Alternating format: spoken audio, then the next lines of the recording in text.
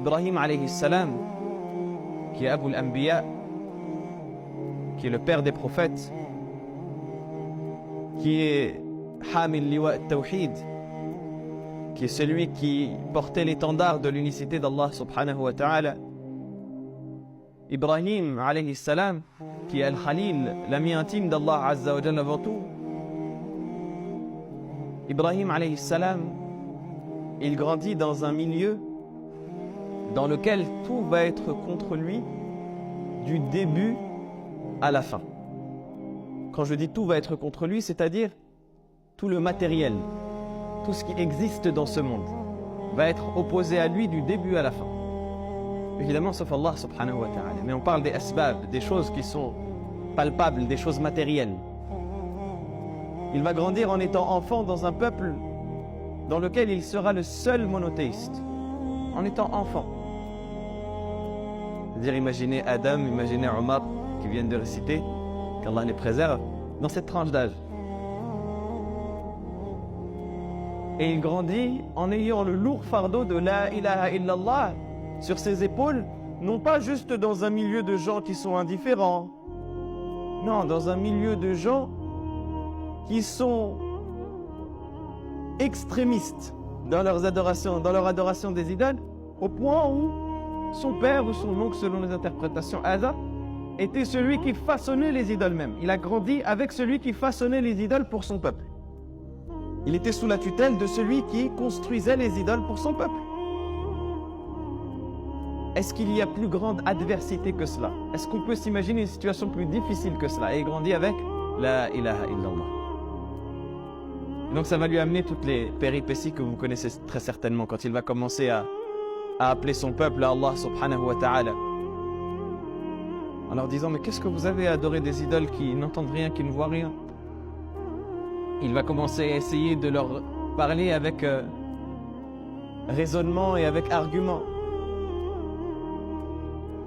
Lorsque Allah subhanahu wa ta'ala nous dit فَلَمَّا جَنَّ عَلَيْهِ اللَّيْلُ رَأَى كَوْكَبًا قَالَ هَذَا رَبِّي فَلَمَّا أَفَلَ قَالَ لَا أُحِبُّ الْآفِلِينَ. Lorsque la nuit le recouvre et qu'il voit un astre, il dit voilà mon Seigneur. Et lorsque cet astre il disparaît, il dit je n'aime pas ceux qui disparaissent. Pourquoi? Pour montrer à son peuple que on ne peut pas adorer eux qui adoraient le ciel, qui adoraient les étoiles plutôt, la lune, le soleil. On ne peut pas adorer ce genre de choses qui disparaissent et qui sont faibles et qui ne peuvent même pas elles-mêmes se garantir l'éternité, alors que on délaisse avec cela le créateur de ces créatures qui est Allah subhanahu wa ta'ala.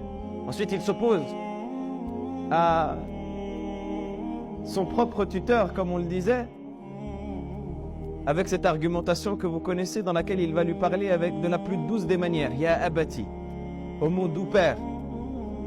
Lima ta'budu ma la yasma'u wa la yubsiru wa la yughni anka shay'a. Pourquoi est-ce que tu adores ce qui n'entend pas, ce qui ne voit pas et ce qui ne peut rien t'apporter? Il va commencer à lui parler avec douceur, en lui disant, oh mon doux père, n'adore pas Shaitan. Oh mon doux père, suis-moi, ittabi'ni ahdika siratan sawiya, afin que je t'indique une voie qui est droite, etc., etc., au point où celui-ci va le repousser de la pire des manières et de la plus violente des manières en lui disant La in lam tantahi la arjumannaka wahjurni maliya. Si tu ne t'arrêtes pas de m'appeler à ce à quoi tu m'appelles, je te lapiderai. Écarte-toi de moi d'un long moment. Et à ce moment-là, Ibrahim alayhi salam s'écarte et il dit Qala salamun alayk, sa'astaghfiru laka rabbi. Paix sur toi et je demanderai pardon pour toi à Allah subhanahu wa ta'ala. Durant le même temps, Ibrahim alayhi salam, il a le conflit que vous connaissez avec son peuple. Lorsque son peuple va une soirée pour la célébration qu'ils faisaient dans laquelle ils adoraient leurs idoles, et que pour ne pas aller avec eux, il va dire il va prétendre qu'il est malade, en voulant dire par cela la maladie du cœur. Je suis malade, mon cœur est malade lorsqu'il voit l'association que vous commettez et l'adoration des idoles. Il va se faufiler ensuite la nuit dans le sanctuaire qu'ils ont et il va détruire toutes les idoles en laissant la plus grande d'entre elles et en plaçant l'outil qu'il avait utilisé pour détruire les idoles entre les mains de la plus grande. Et lorsque son peuple va revenir et ils vont dire قالوا من فعل هذا بآلهتنا إنه لمن الظالمين. Qui a fait cela avec nos idoles? C'est certes un parmi les grands injustes. قالوا سمعنا فتى يذكرهم يقال له إبراهيم. Nous avons entendu un des jeunes de notre ville les évoquer en mal qu'on appelle Ibrahim. Un jeune, fatan, un jeune enfant. Et ils l'amènent et lui font le procès que vous connaissez. Et il se justifie de la manière que vous connaissez.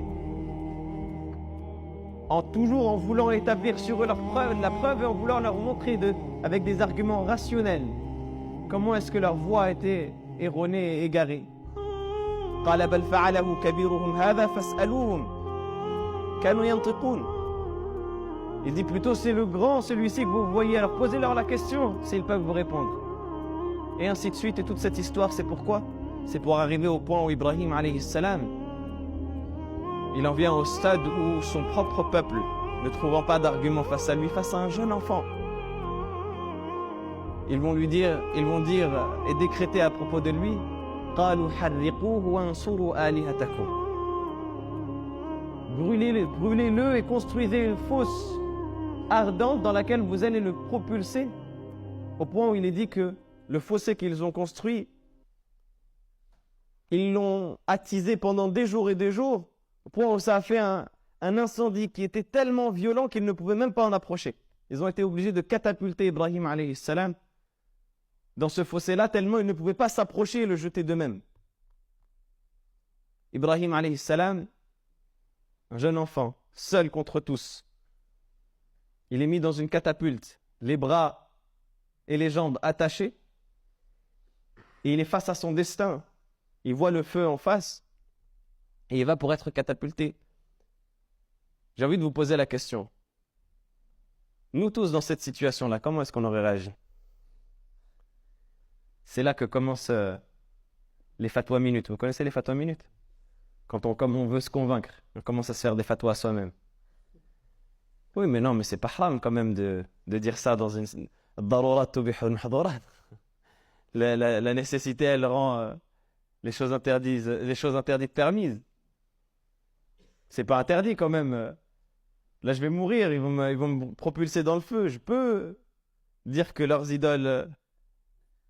Il faut les adorer, Kava. Je peux même signer un contrat avec eux pour dire sur 10 ans, je deviens le prêtre de vos idoles. Parce que c'est la darura, parce que c'est la nécessité, Kava. Est-ce qu'Ibrahim alayhi salam il a fait cela? Iyadan billah. Alors qu'il était jeune. Il est catapulté dans le feu. Et c'est pas seulement ça. C'est pas juste qu'il s'est pas donné d'excuses à lui-même, qu'il a assumé jusqu'au bout, qu'il a été fort jusqu'au bout. C'est pas seulement ça. C'est que même lorsqu'il était dans les airs, lorsqu'ils l'ont jeté, parce qu'ils l'ont jeté au final, il est rapporté que Jibril alayhi salam est venu le voir. Il lui a dit, oh Ibrahim, parle, ordonne et j'agis. Il dit, est-ce que tu as besoin que je t'aide en quelque chose? Alaka haja. Ibrahim alayhi salam, cette fois-ci, il a accompli l'ordre qu'Allah subhanahu wa ta'ala lui a donné. C'est-à-dire qu'il a réussi haut la main l'épreuve. Personne d'entre nous ne serait arrivé, ne serait-ce que déjà à l'introduction du stade auquel il est arrivé à ce moment-là. La plupart d'entre nous, on aurait déjà abandonné, je pense, dès les premiers instants. Et en tout cas, moi le premier. Parmi vous, je sais qu'il y a des pieux qui auraient sûrement tenu, mais moi, j'aurais pas donné chair de ma peau face à un fossé ardent.